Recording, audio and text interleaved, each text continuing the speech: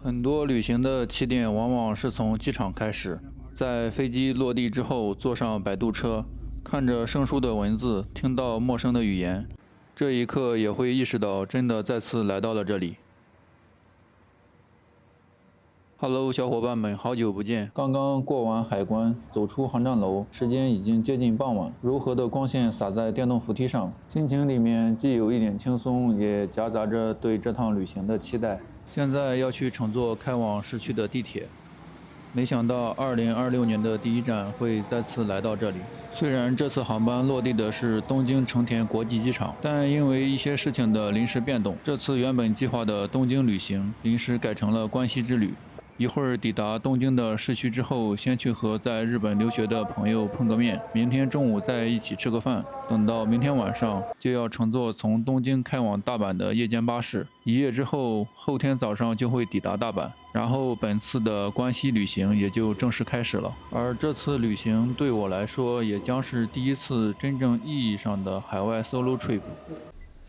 朋友在日本留学，等他中午放学之后，我俩约在了一家自助火锅店见面。好久没有吃过寿喜锅了，牛肉还没有煮熟，先磕个鸡蛋吧。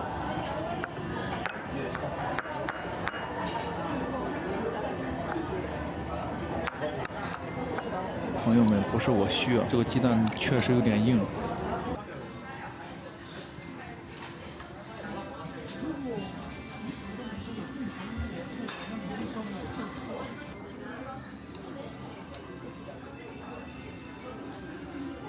这里还有个制作华夫饼的地方，朋友非要给我展示一下他的技术。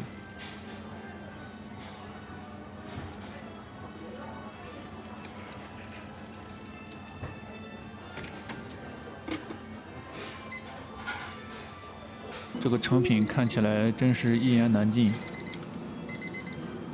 不过接下来的冰淇淋更加难崩，感觉已经无法用语言表达了。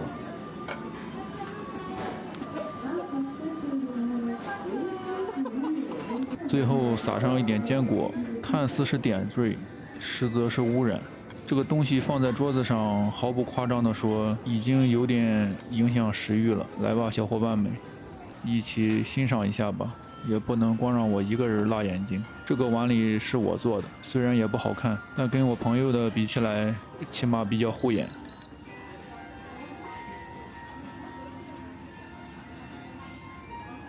到了晚上，差不多也到了要出发的时候了。接下来要乘坐一趟从东京开往大阪的夜间巴士。等这趟夜间巴士出发，这段东京的短暂停留也就要结束了。而等到天亮的时候，我应该已经在大阪了。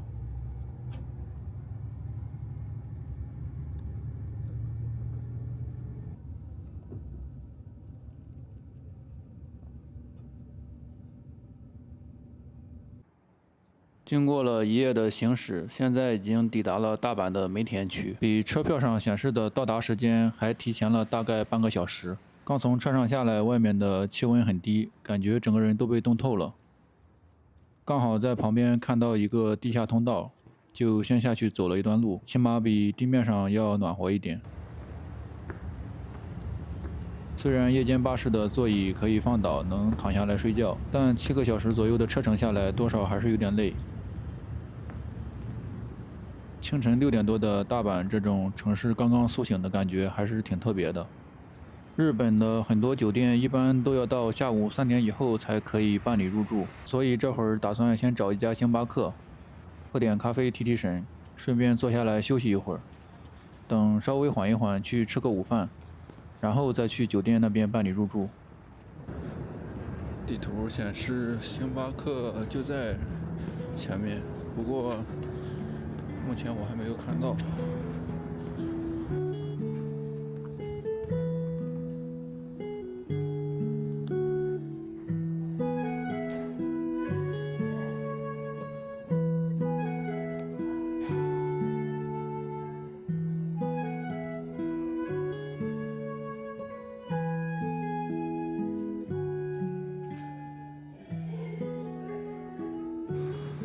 OK， 小伙伴们，刚刚已经到酒店办理完了入住，在酒店里补了会儿觉，现在已经休息的差不多了。出来一看，天也已经黑了，晚上打算在附近逛一逛。我住的这片区域叫南波，如果有来过大阪的小伙伴或者在关西这边旅行过，相信对南波这2个字一定不会陌生，因为只要以大阪为中心在关西周边活动，很多时候都会在南波站这里换乘。这里其实算是大阪南边最重要的交通枢纽之一，从这里出发可以坐电车去京都和奈良，也可以直接坐南海电铁去关西国际机场。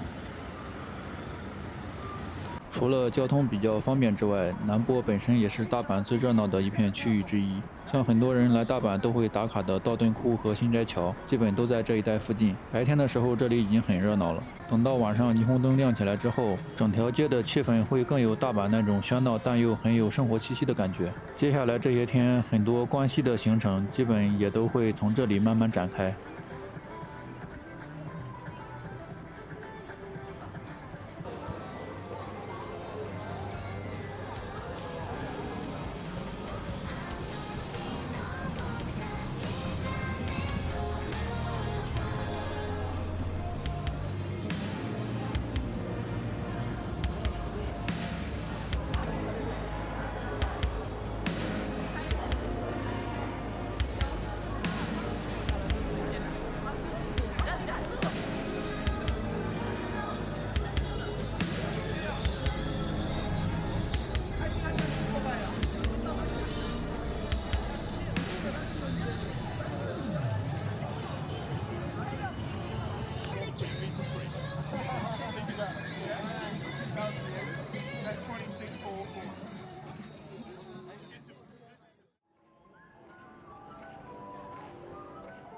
从酒店这边出来，往前走了没多久，就走到了大阪最热闹的地方之一——道顿窟。很多人对大阪的第一印象都是从这里开始的。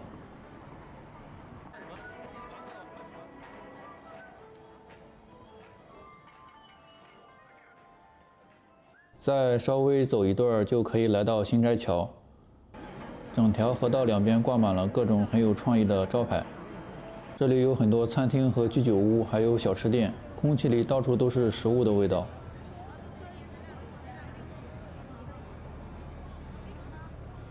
这条在新斋桥下面的河并不是一条自然形成的河流，它是一条人工运河。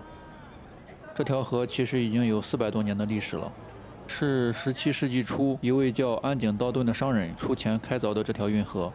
本来是为了方便大阪的水上运输，没想到后来河道两岸聚集了很多店铺和商业场所，逐渐就发展成了大阪最热闹的娱乐区域。但比较戏剧性的是，运河的开凿也有点意外，安井道顿还没等到运河挖完就去世了，后来由他的堂弟安井道补接手，最后把这个工程完成了。为了纪念最初发起这个工程的安井道顿，就把这条河命名为道顿窟，或者又叫道顿窟川，意思也很直接，大概可以理解为道顿开凿的河。道顿窟这里不可以骑自行车哦。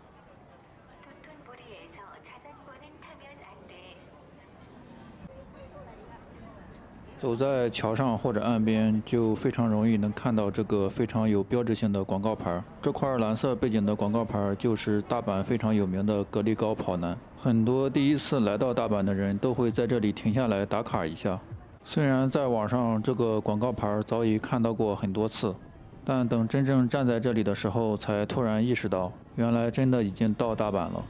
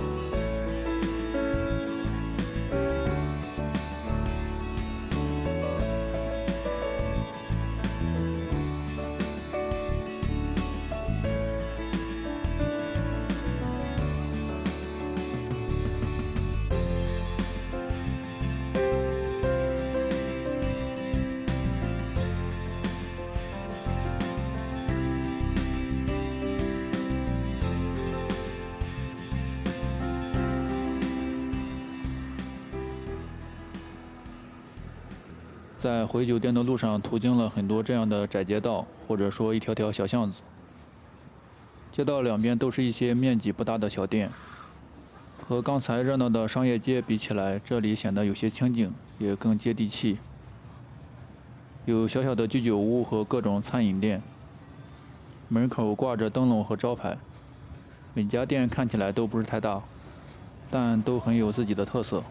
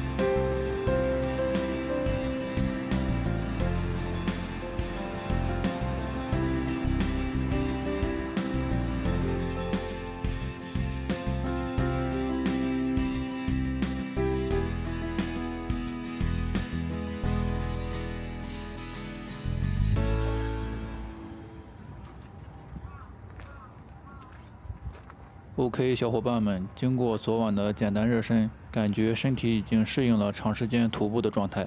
那下面第一站是去大阪城公园。这个地方最早其实并不是公园，而是一座巨大的军事城堡。从这个城墙的外观和下面的护城河也能看出来，当初的建筑设计上有很明显的防御工事特征。大阪城公园的历史和日本战国时代的一段关键故事有关，由日本战国时期的重要人物丰臣秀吉下令修建的。当时日本刚刚经历了长期战乱，丰臣秀吉统一了大部分日本，他在大阪修建了这座规模非常宏大的城堡，这里被作为当时的权力中心，也是丰臣政权的力量象征。真正变成公园已经是20世纪之后的事情了。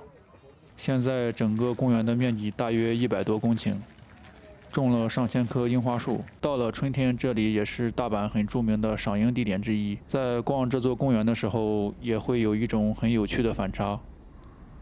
一边是现代大阪人散步、遛狗、游玩的城市公园，另一半则是几百年前战国时代留下来的城堡和石墙。大阪城公园是一座能够从战国时代走到现代城市生活的地方。这个地方好像把2个完全不同的时间段放在了同一片空间里面。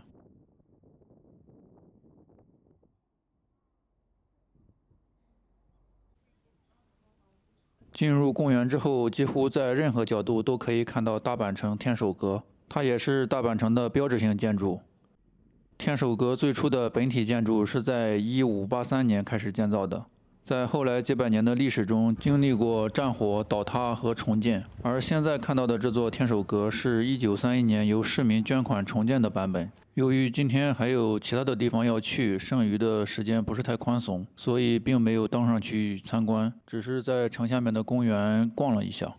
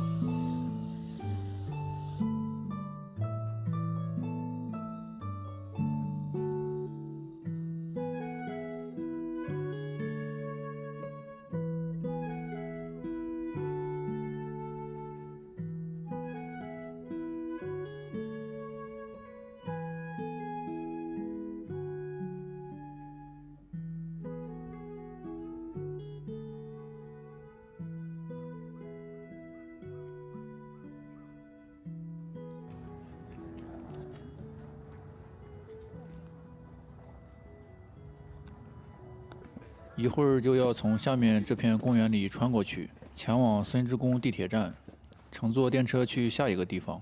走在这片面积很大的公园里，冬日的大阪不同于国内的北方，没有那种很萧瑟的感觉。可能是因为还有很多常青品种的植被，颜色没有过于单调。放在以前，尤其是还没有毕业的时候，逛公园对我来说是件很无聊的事情。那时候出去玩，总想往热闹的地方去，总觉着要是无所事事的在这么清静的地方瞎溜达，有点浪费时间。但现在的想法已经完全反过来了，这时候会觉着能在这样的公园里散步，简直是极大的享受。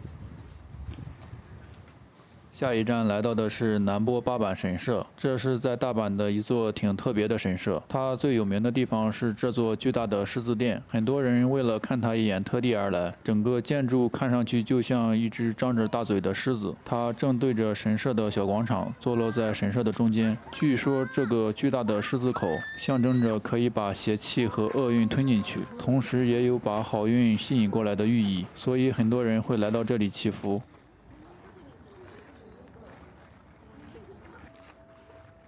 南波八坂神社的历史可以追溯到1000多年前，不过现在看到的这座狮子殿是后来重新建造的。虽然神社本身的历史很悠久，但这座狮子殿的造型却很有现代感。可能也正是因为这种传统神社和现代造型之间的反差感，让它在大阪的众多神社里面显得非常有辨识度。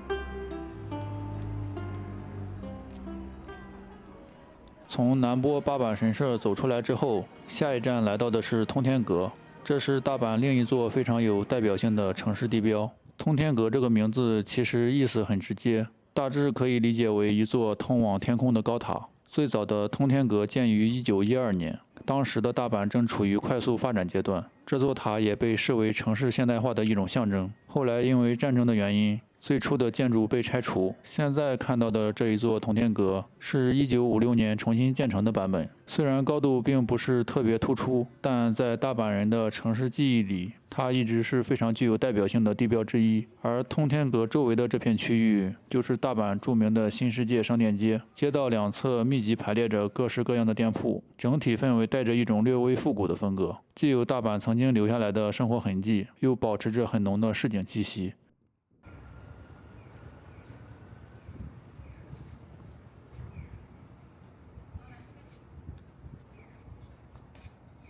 从通天阁离开没多远，就走到了四天王寺。和刚才的新世界商店街比起来，这里明显安静了很多。走在寺院里，听到的更多是风声和脚步声，还有偶尔传来的钟声，好像从闹市走进了另一段更久远的时间里。这座寺庙的历史可以追溯到公元593年。由圣德太子建立，是日本最早的关键佛教寺院之一。四天王寺的名字是来自佛教中的四大天王，象征着守护佛法与众生的护法神。走进寺院之后，会看到非常规整的中轴布局，五重塔、金堂、讲堂依次排列。这种古老的伽蓝布局在日本已经非常少见。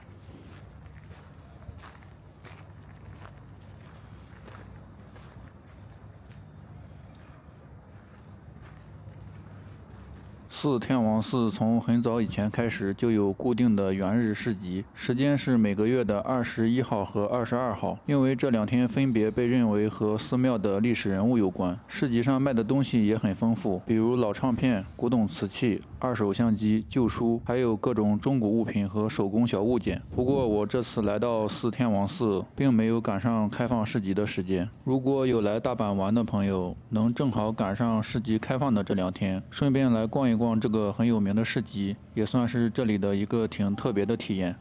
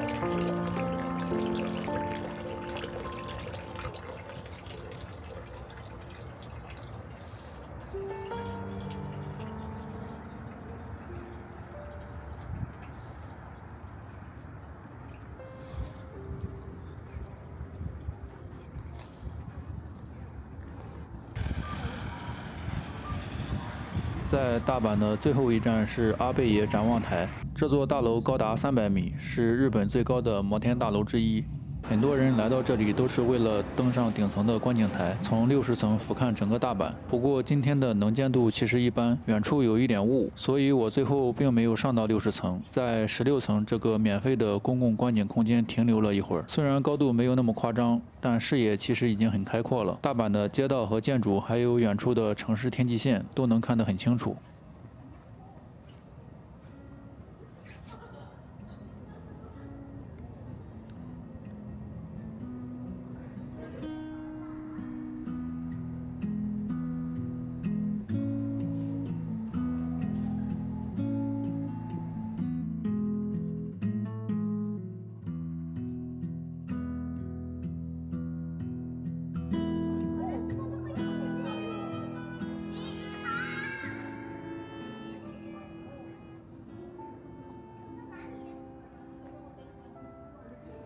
随着夜色的降临，在大阪的旅行也即将接近尾声。